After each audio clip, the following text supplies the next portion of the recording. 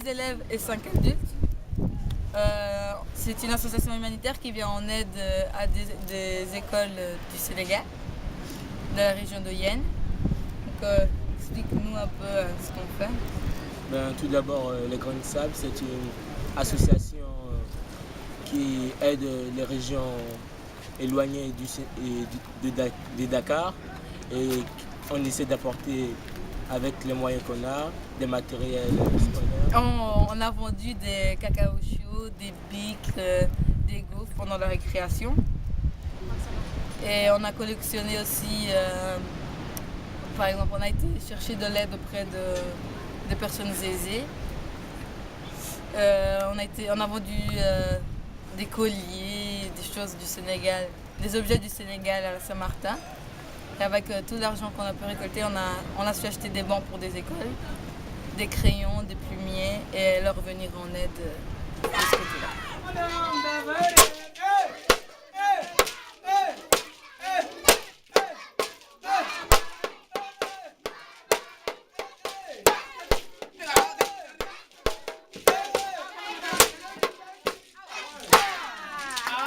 Zoé, comment voyais-tu ce voyage et comment imaginais-tu l'Afrique avant de venir ici?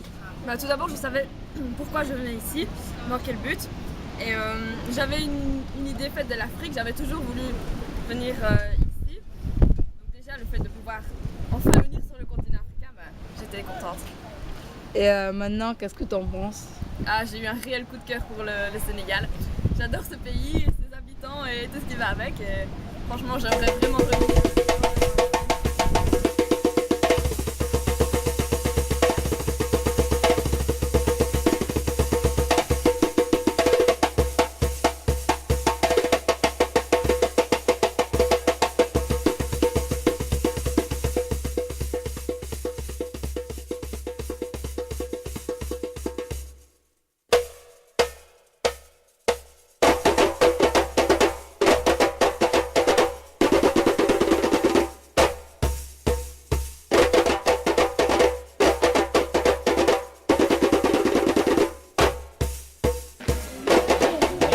Ça les a touchés parce que vous avez fait des kilomètres pour venir ici. Et il y a 9 villages dans la commune de Catarabienne. Et parmi ces 9 villages, eux ils sont partis des villages les plus reculés. Voilà tout le trajet qu'on a fait. Et rien que de venir les voir, eux, ils disent que ça les fait plaisir de vous voir. Et que c'est pas la première fois que l'association vient ici. Et à chaque fois qu'ils viennent, ils amènent quelque chose. Et cette chose qu'ils amènent pour eux, c'est un geste énorme. Et ils vous seront toujours reconnaissants.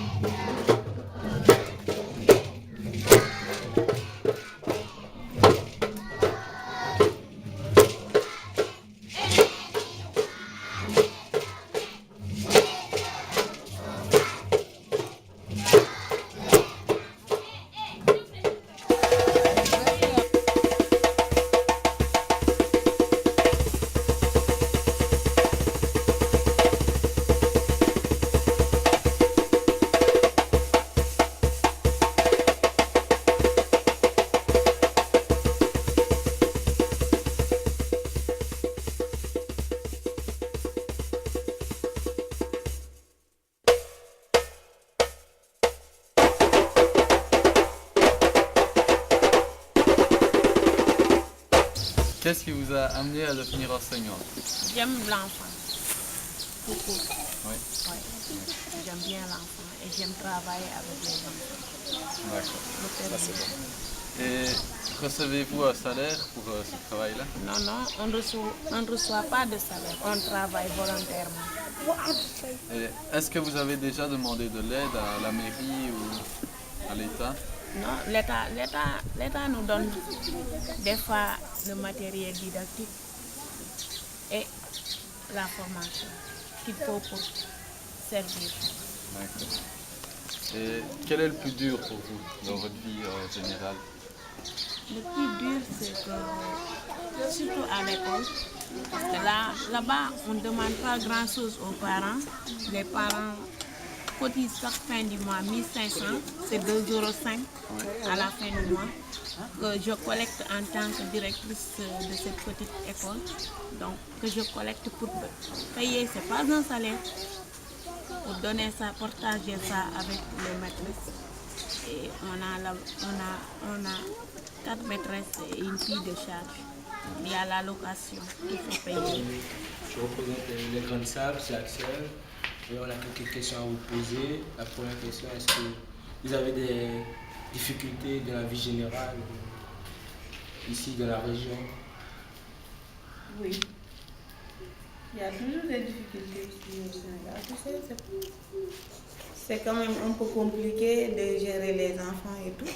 Parce que, comme je vous le disais tout à l'heure, on n'a pas assez de moyens et on gère avec.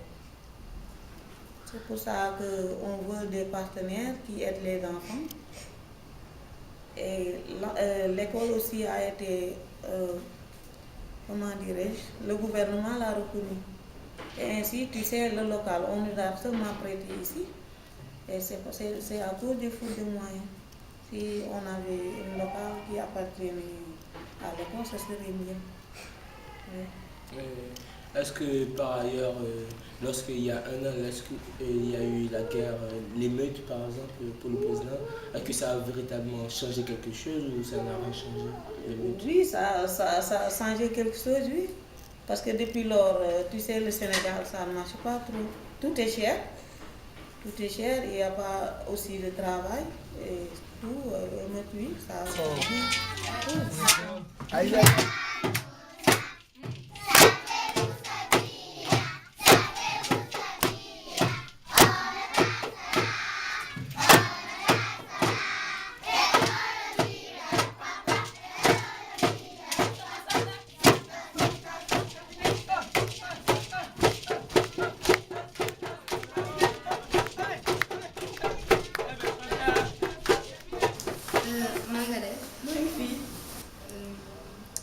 Comment gérez-vous à la fois votre vie professionnelle et votre vie privée?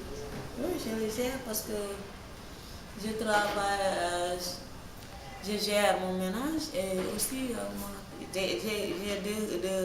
j'ai 3 enfants. Les 2 sont là ici. Ils sont là dehors. Oui, l'aîné est à la maison. Ça ne me dérange absolument pas. Le matin, je me lève tôt, je prépare mes enfants et moi, je viens à l'école. Après, ça va, je gère. Ça ne me cause pas de problème. Ils aiment bien venir à l'école, mais ils préfèrent rester chez eux. Non, ils aiment bien venir ici. Parce que là, étudier, en plus, ils jouent. Oui. Ah ouais. Oui. C'est plus facile, hein? Oui. C'est vrai.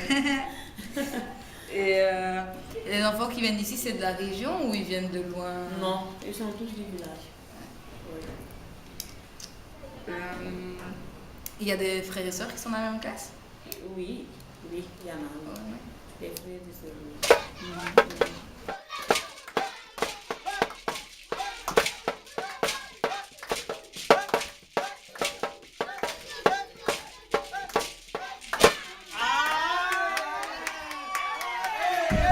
Qu'avez-vous pensé avoir apporté aux Sénégalais par ce voyage et qu'en retirez-vous? Qu'est-ce qu'on pense avoir apporté? Du matériel. Et moi, de mon point de vue, à part du matériel, ouais, c'est beaucoup, mais je pense qu'ils m'ont plus apporté, eux, que ce que je leur ai donné, parce qu'ils m'ont apporté beaucoup de choses dans la vie, enfin, beaucoup de choses que j'aurais besoin plus tard dans la vie. Et ça m'a aidé à grandir, plus ou moins, je dirais. Et que les voir sourire pour aussi peu, c'est qu'on se rappelle que voilà, tout le monde n'est pas dans la même situation que nous. On est...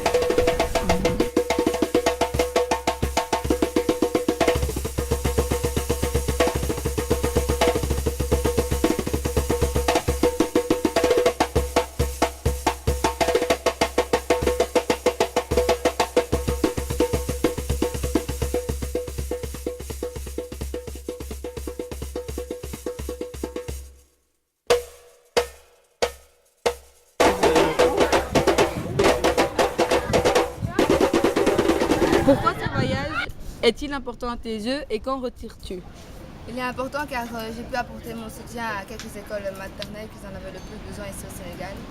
Et ce que j'en retire, une très belle expérience humaine à refaire dans la vie.